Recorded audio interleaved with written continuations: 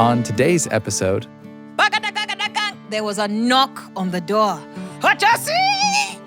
Ochosi! It is your mother. Open the door. And all his neighbors were like, man, Dave, are you crazy? Why are you planting sunflowers? There's no money in that. And Dave told him, because I can't paint like Van Gogh. all kinds of tales. From all kinds of tellers. Here on the Appleseed. It's time for the Appleseed. In each episode of the show, we bring you a couple of stories from favorite storytellers. And the stories will entertain you, they'll inspire you, they'll get you thinking, and they'll even help your family tell your own stories. I'm Sam Payne, your host. And our first story is from Kenyan-Scottish storyteller Mara Menzies, drawn from the rich mythos of the Orisha. This is an origin story, if you will, about how one man became a god through giving a truly beautiful and simple gift, but of course still needed to learn wisdom along the way. If you've ever wondered what gift you have to offer, then this is a story for you. If you've ever been rewarded in an extraordinary way, then this is a story for you. If you've ever gotten exactly what you asked for and realized maybe you shouldn't have wanted it in the first place, then this is a story for you. Here's Mara Menzies with the story Ochosi, the Orisha of the Hunt, recorded live in the Appleseed studio.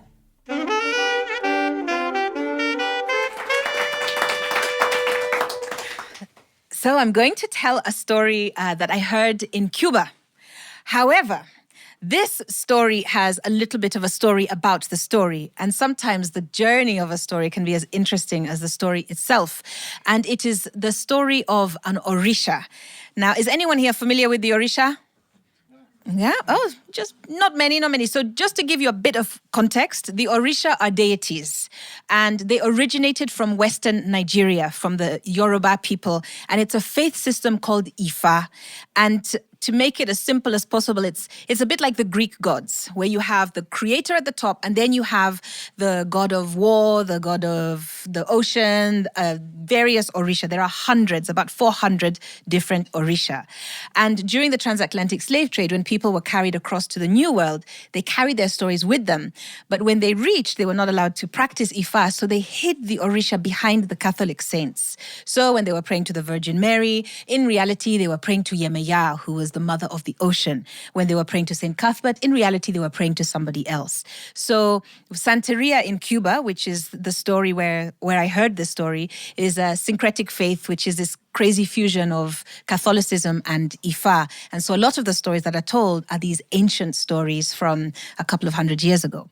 So this is one of the stories, and it's the story of a hunter. And his name was Ochosi. What was his name? And Ochosi, they say, was one of the finest hunters that had ever lived. He lived right in the center of a magnificent, a beautiful forest, and he loved and respected every single thing in it. Even the trees, when he passed, it seemed that as if they would bow towards him and say, Ochosi. He loved his life in the forest. Whenever he took his trap and his snare, and he placed them down, he knew that when he returned a few hours later, he would find his intended prey captured within. That is how good a hunter he was. And whenever he took his bow and arrow, he knew that he would always hit the mark. Now, Ochosi was a man with a dream. And the thing that he wanted more than anything else in the world was to become one of the Orisha. So every morning, the first thing he did was he would throw himself to the ground and he would pray, please, let me join Elegba, let me join Yemeya in your service, send me a sign. But of course, no sign ever came. And so Ochosi, he had to content himself doing the things that needed to be done. So he would hunt, he would pray, and sometimes he would visit his mother who lived on the other side of the forest. Now one day, Ochosi was feeling a little bit peckish. And he thought, I fancy some nice game meat. And so he took his bow and his arrow, he marched into the forest, and a few hours later, he was back at his house and he was roasting a nice tender young antelope on an open fire. Now, we know that smell. I know we know that smell. And as it wafted through the forest, through the branches, It just so happened that one of the Orisha was walking through the trees. It was Elegba, a trickster Orisha, the Orisha of the crossroads, the one who is master of destiny, bringer of chaos, always must be respected, otherwise he will mess around with your life. And Elegba is one of those naughty Orishas, the one who likes the naughty things in life. So too much wine, too much fine food, maybe a few too many parties. And as he was walking through the trees, this wonderful aroma filled his nostrils and he thought, ooh, that smells good. And so he followed his nose and he soon arrived at Ochosi's house. And when Ochosi saw him, oh, welcome. Welcome. Please take a seat. Oh, let me wash your hands. Let me wash your feet. Anything that is mine is yours. Please stay and eat with me. And so Elegba did. They sat and they talked and they drank and they told stories and they laughed and they had the best possible time. When it was time to go, Elegba stood up and then he turned to Ochosi and he said, Ochosi, I have a problem. You see, there is a party taking place in Orun, the home of the Orisha, in 3 days' time. Now, when Ochosi heard this, his mind began to imagine all the wonderful things that might be up in Orun. But he knew that as a mere mortal, he would never be able to go. So he listened to Elegba's story. And Elegba said, when I go to this party, I want to take a gift for the Creator, but I want something that has never been gifted before. I want something magnificent, something beautiful, something exquisite. But I have no idea what to take. Perhaps you can help. Now, Ochosi knew that this was his moment. If he could please the Orisha, then anything could happen. Maybe even his dream could come true. So he thought, he racked his brain, what could I propose? And he had it. In the middle of the forest, he had once seen a bird. And this bird was the most beautiful creature he had ever laid eyes on. Its feathers were every shade of the rainbow. It sparkled, it shimmered, it glittered. And when it opened its little beak, oh, the sound was sweeter than honey. Now that bird would be an absolutely perfect gift for the great Creator.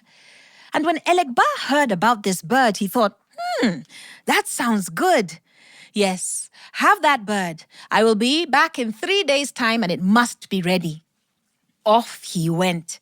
And Ochosi, he went to sleep that night, filled with contentment, dreaming of the impending glory. And first thing the following morning, he picked up his traps and off he went into the forest. He placed the traps down, he went home and he waited, again thinking of all the wonderful things coming his way. And after a few hours, he went back out into the forest and he looked at the traps and they were empty. Empty. Every single one was empty. This had never happened to him before. And for the first time in his life, he was filled with a tiny seed of doubt. But he picked up the traps and he went further into the forest. He placed the traps down and he returned home. But this time, he was pacing up and down rather anxiously. And after a few hours, he went back out into the forest. He looked at the traps. Empty. Every single one was empty. Now, he was in panic mode. If he failed to find that bird, who was going to respect him? He could imagine the Orisha laughing at him. Look, there is Ochosi, the hunter, the one who could not hunt. He couldn't bear the thought of it.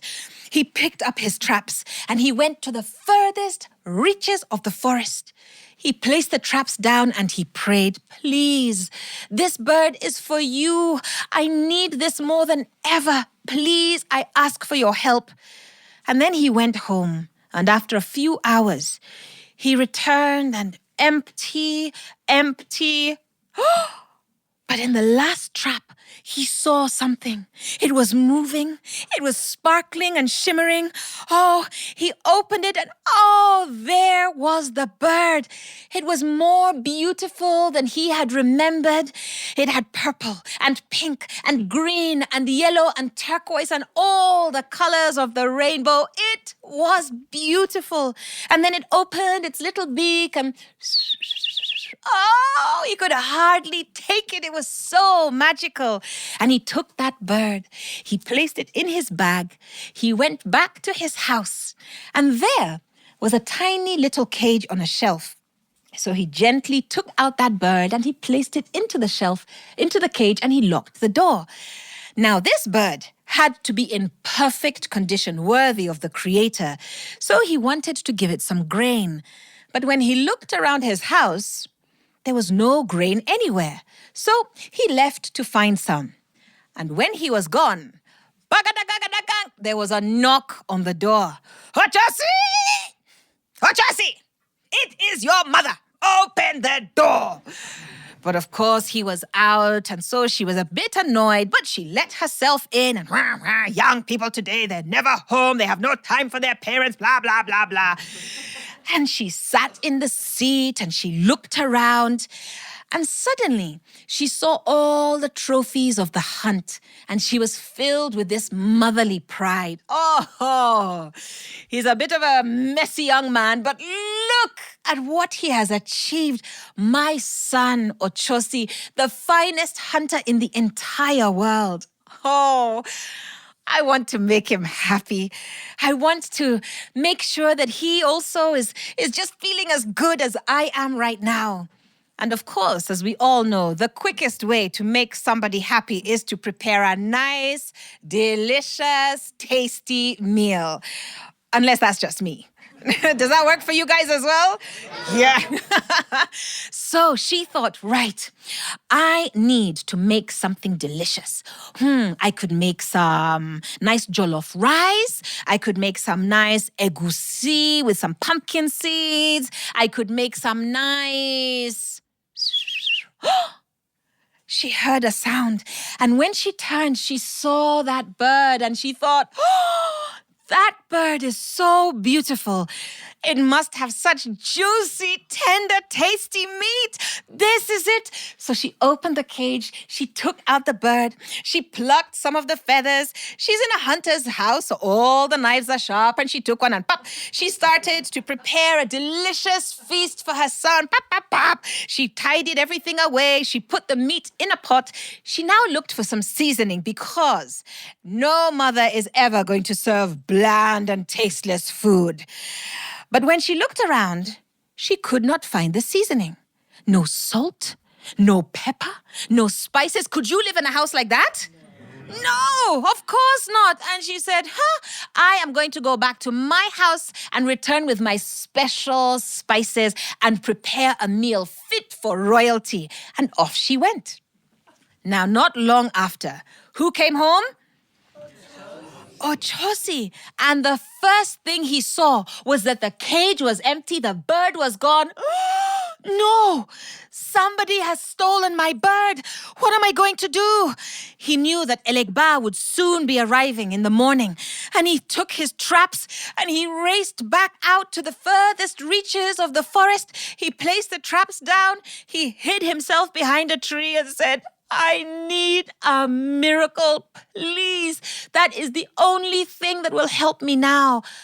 And a miracle he did receive, because flying through the branches of the trees was the mate of the first bird, and it landed on his shoulder.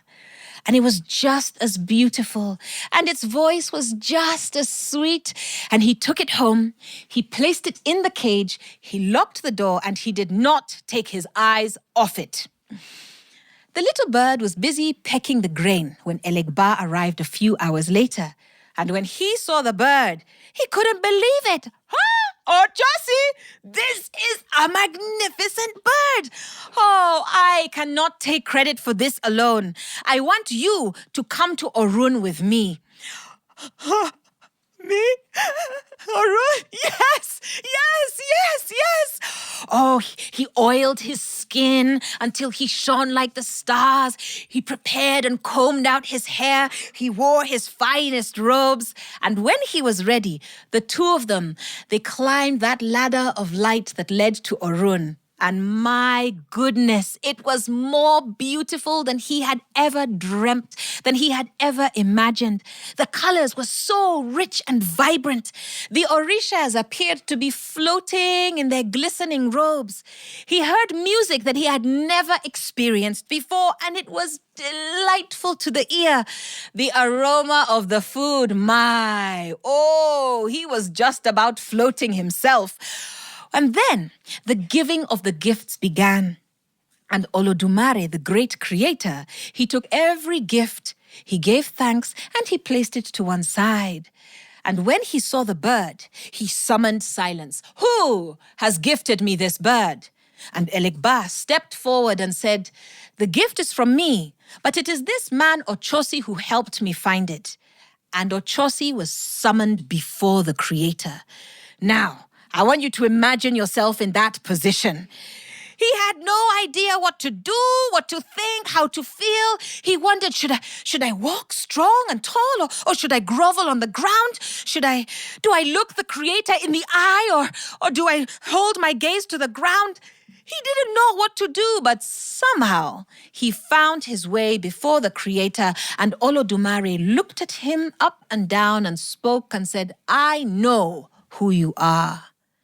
I have seen you in your forest, and I know how much you love and respect it.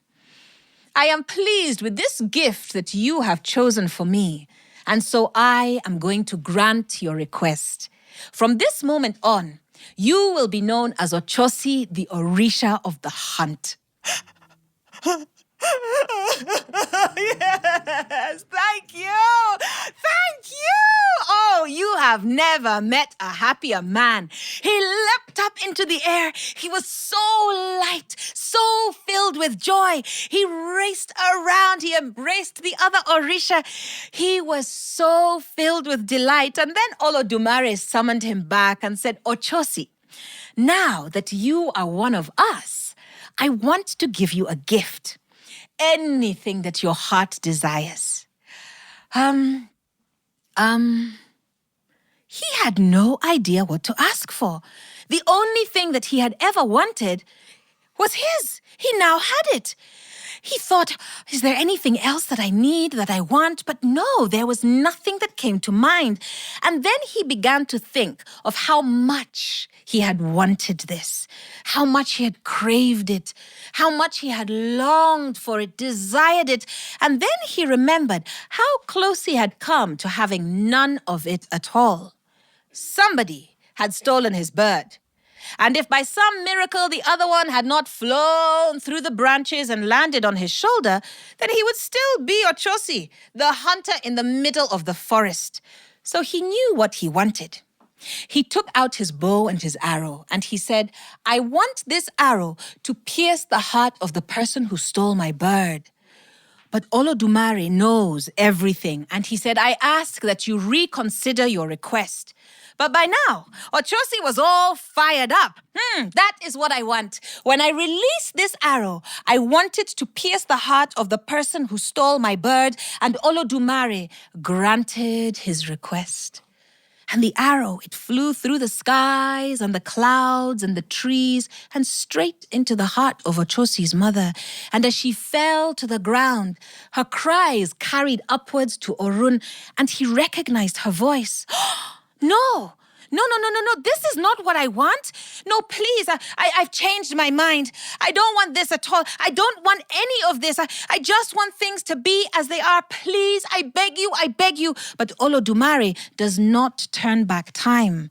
And so Ochosi, he fell to the ground, and tears were streaming down his face. And after a while, Olodumare raised him and said, Ochosi, you have learnt a painful lesson today. You have seen that you must never judge one action on one truth alone. You must look at all the truths surrounding every action. So because of this, you will not only be the Orisha of the hunt, you will also be the Orisha of justice. And so to this day, for those in the New World who still speak to the Orisha, whenever they're caught in that moment when you genuinely don't know if something is right or wrong, they pray to the Orisha Ochosi for guidance in helping them make the right decision.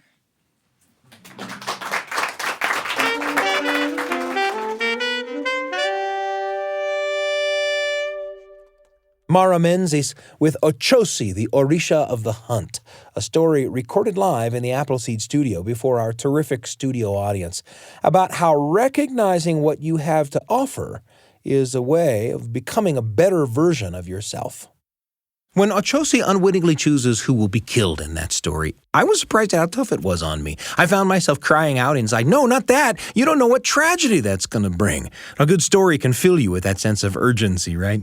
But with all the magic in the story, there's no magic that undoes that tragedy. It happens. The only consolation we have in the story is that with the tragedy comes wisdom. I think I make the mistake sometimes of thinking that if I live in the way that I should, I can keep bad things from happening to me and the people I love. But you know what? Bad things still happen. Those efforts to live in the way I feel I should, though, aren't ever wasted. It's in those efforts that after hard things happen to me with some thought, and in my case, some prayer, and after some healing, I find whatever wisdom will get me through the next part and make me useful to other people who are hurting. A little bit like Ochosi, I guess. Though no one has made me Orisha of anything, and I'm okay with that. I bet some stories sprang to mind for you from your own life or the life of someone you know as you listened to Mara's story. Stories have this wonderful way of sprouting and growing as the stories bring up thoughts that grow into conversations. In that way, they're like seeds. Maybe that's why we call the show The Appleseed. Coming up, Kevin Kling with a performance about the constellations that we can make together. I'm Sam Payne.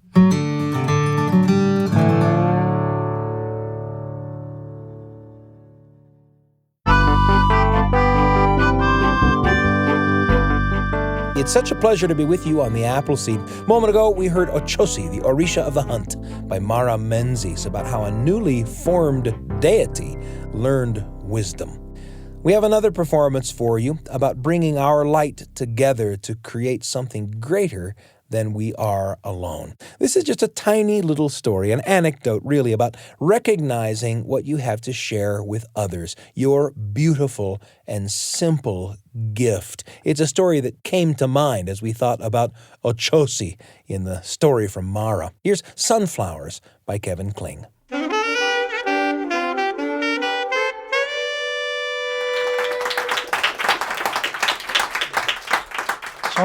I'd like to close this set with a really quick story. It's about a guy I know named Dave, and he lives in southern Minnesota. He's a farmer, and he said when kids fall asleep, he'd say when he was a kid, they'd hold a blanket or a teddy bear, but when he was a kid, he couldn't sleep unless he was clutching an ear of corn.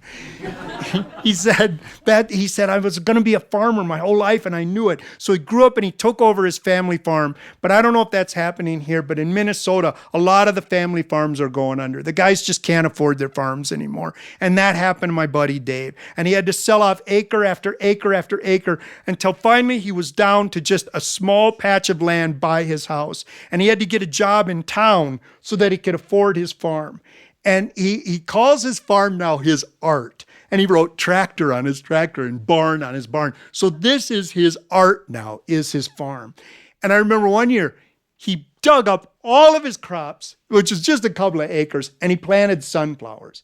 And all of his neighbors were like, "Man, Dave, are you crazy? Why are you planting sunflowers? There's no money in that." And Dave told him, "Because I can't paint like Van Gogh." And then I said, "Dave, what did you like about sunflowers? Why did you plant sunflowers?" And Dave goes, he says, "I love sunflowers because," he said, "they follow the sun." I don't know if you know this about sunflowers, but when the sun goes across the sky during the day, the sunflowers' heads follow the sun. And he says, "Sometimes I'll just stand in the field and our heads all follow the sun across the sky." And I go, "Dave, what do you do when it's cloudy? What do you do when there's no sun out?" Oh, he goes, "That's even better." He said, "Because that's when the sunflowers turn and face each other." And I thought of those sunflowers facing each other and what we've been through with COVID, what we've been through being apart, and now being together right now, having the ability to gather again, and how important that is to gather. Because when we gather, I bring who I am to who you are, this herd, this flock, this constellation, each star another bit of light in the darkness, each voice another instrument in the silence. Thank you.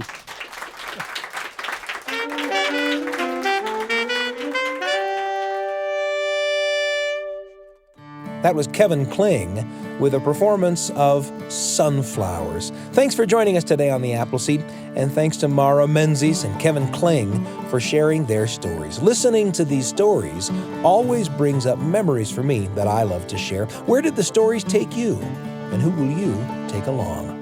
Our episode today was produced by Brian Tanner and Heather Bigley. Our audio engineers are Carly Wilson and Ashton Parkinson. Trent Horton and Evie Hendricks make up the rest of the Appleseed team. If you want to send us a note, you can email us at theappleseed@byu.edu. That's theappleseed, all one word, at byu.edu. Or if you're listening through a podcast app, rate us. Leave us a little review. It helps people find the show. We're pleased and proud to be among the many shows in the BYU Radio family of programs.